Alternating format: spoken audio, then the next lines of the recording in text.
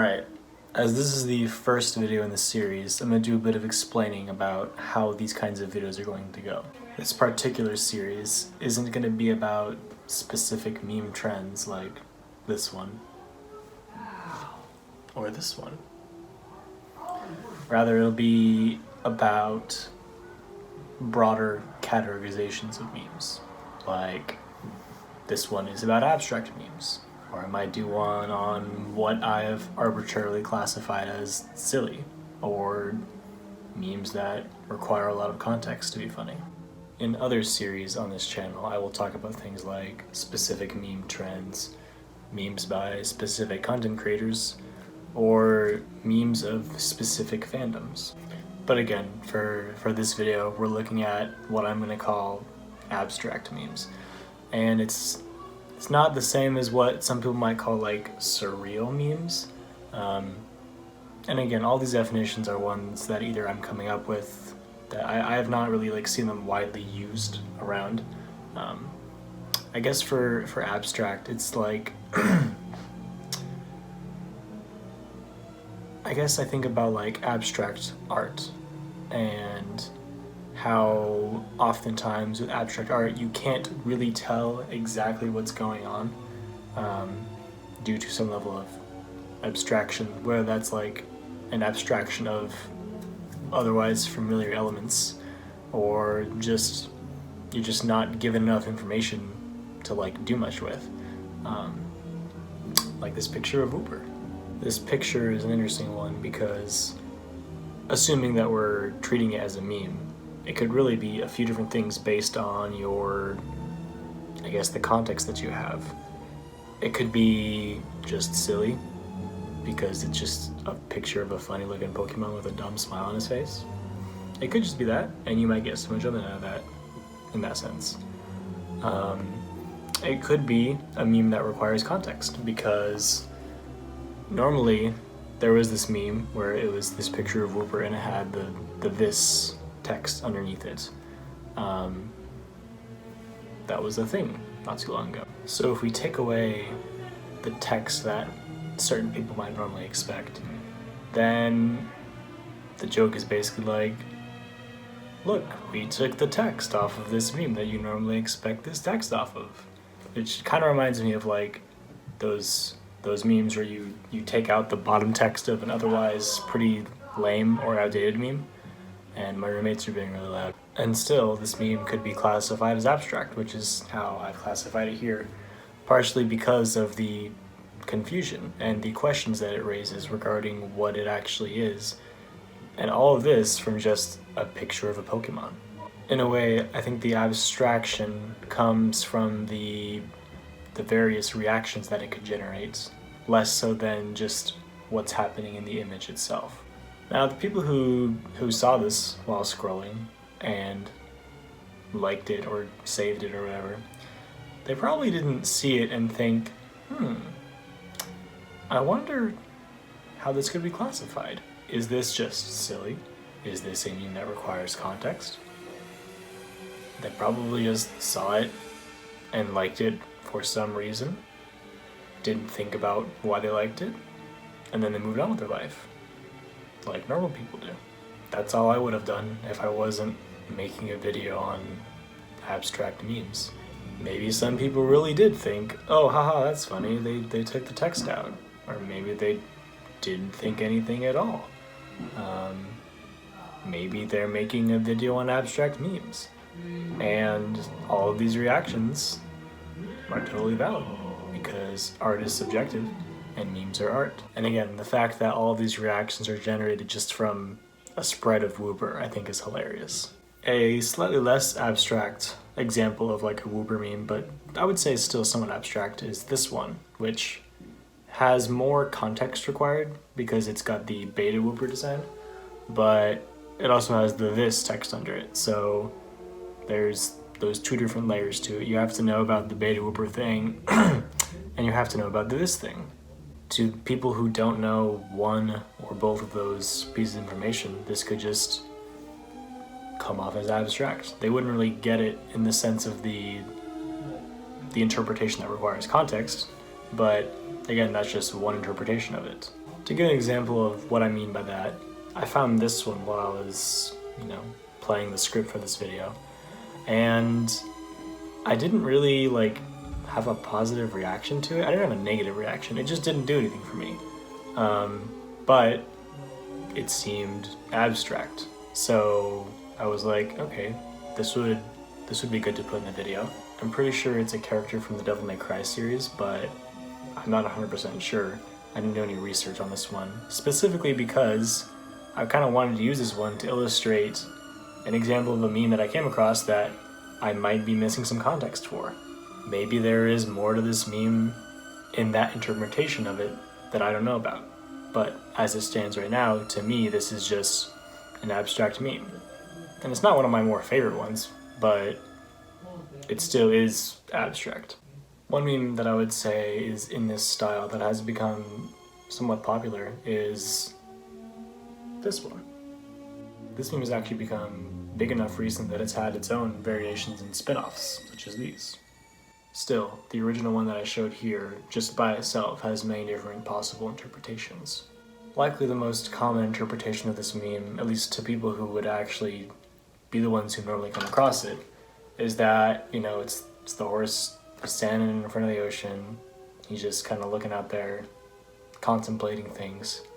It's a very existential interpretation. I actually posted this particular meme to my personal Facebook page, and some people reacted to it in the way that I assumed most people would.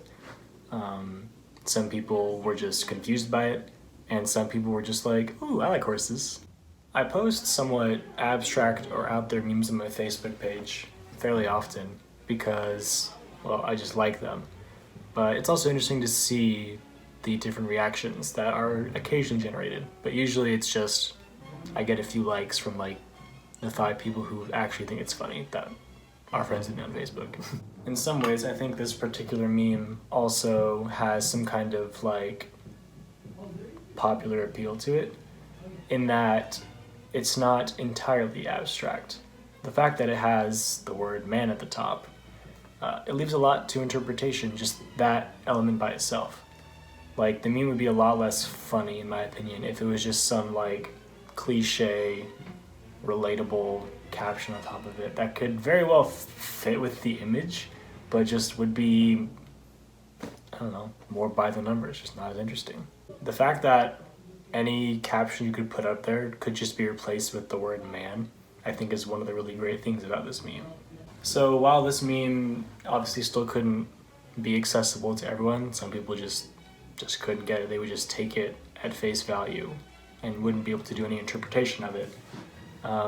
Plenty of people would be able to do something with this meme, more than most abstract memes, certainly more than most memes that are in this video, because you can have that man as a substitute for whatever you're currently going through in life.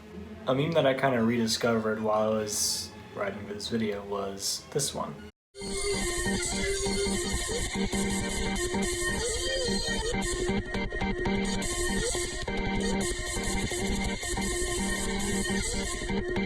When I first saw it, however many months ago I first saw it, there were a few elements that I recognized, which made me enjoy it. That being the use of this Grinch ad that was really made fun of when it first came out, and the use of a Death Grip song. In addition to that, the Grinch ad was edited to be all glitchy and stuttery to pretty much match the feel of the music that was happening. So even though, in a way, this meme is context-based, I think the combination of the elements still makes it abstract, and it's certainly abstract if you have no idea what is happening. You've never seen the Grinch ad, you've never heard Death Grips, you wouldn't know what to do with it, but you might still like it just because it's, I don't know, it's abstract, man. Again, if nothing else, without any context, you still have just this weird / silly video of the Grinch and his dog, I guess, spazzing out to this really weird music. This meme works if you don't have context, but it works better if you do. It's a little more rewarding, I think, if you do. Alright, for this next one, I just want you to just take a look at it for a second.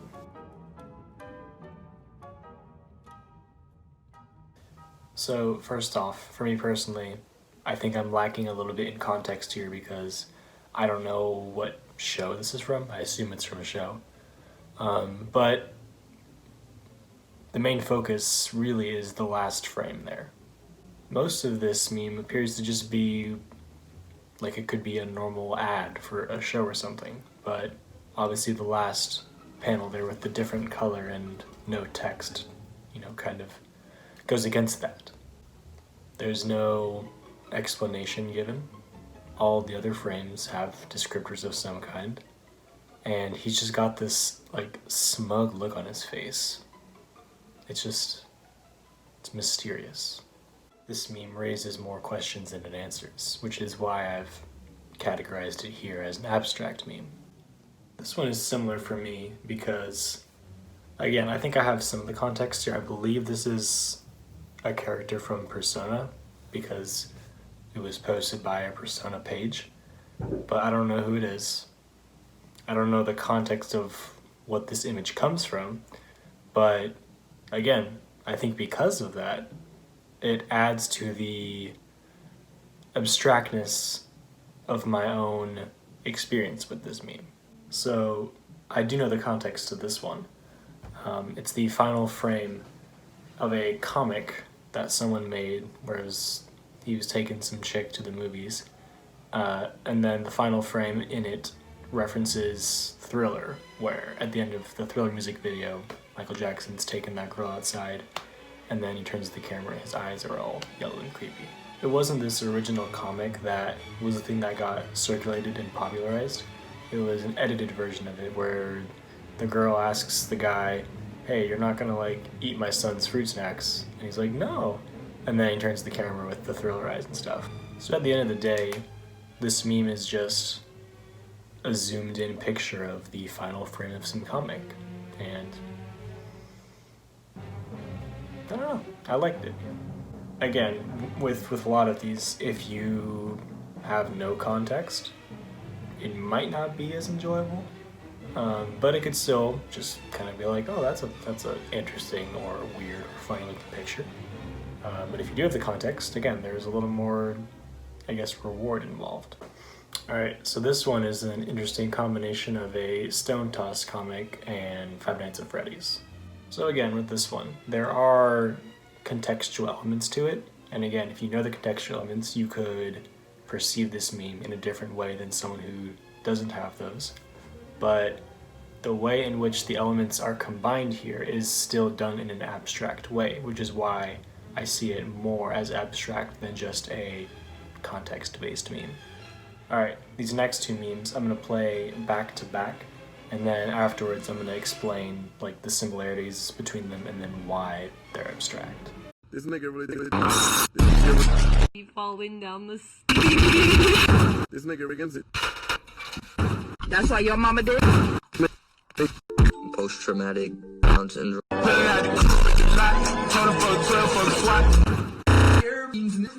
What kind of fucking McDonald's has a... You take some sauce. What kind of chicken is that? Chicken. Damn, that bitch black as fuck. You don't know me. No, right? Actually, that's not true. Con.text. Nigga. Click. I'm a little out of cream. Oh my god, he's dying. Really? Nigga. On his spoon. Hey, yo, the pizza here.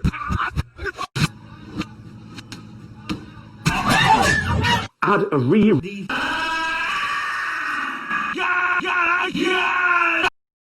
Alright, so clearly these two are very similar in terms of style and in terms of how they use their references or their sources. In terms of editing, both of these videos really remind me of YTPs, because of the sus jokes, stutter loops, and just a lot of reversing. Everything happens really fast in these videos. So because of that, there's tons of things flying at you, and you can watch it multiple times and you can pick up on different things each time you watch it. One main difference between the two videos though is that the former video mismatches audio with video a lot more often than the latter one does. because the video is so random and chaotic, it's interesting to think about all of these edits are very like deliberate actions, unless it was made by a bot, which honestly wouldn't surprise me because I've seen a video similar to this that was made by a bot. But assuming it's made by a person, it's just really interesting to think, like, I wonder why they did this specific edit with this source or this one, you know? The abstraction here stems not only from the videos themselves, but also the confusion about how or why they were made. I found with these kinds of memes that they can be very hit or miss. All the ones that I showcased here, except for the Devil May Cry one, I had positive reactions to. Some of them I could kind of articulate why, like, oh, I understood the references and they were put together in a way that I thought was funny or creative or whatever. But a lot of them can just kind of come off as like, okay, like, I get that this is abstract, it just doesn't do anything for me. Luckily, because of the nature of these memes, they oftentimes don't require a ton of like technical proficiency to create, except maybe like the videos that I showcased here at the end. But either way, because of the nature of these kinds of memes, it's unlikely that the creator is super concerned with them becoming like very popular or widespread, because they're probably not going to be.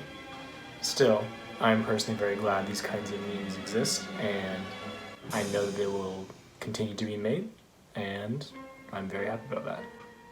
Whoever you are, thank you for watching.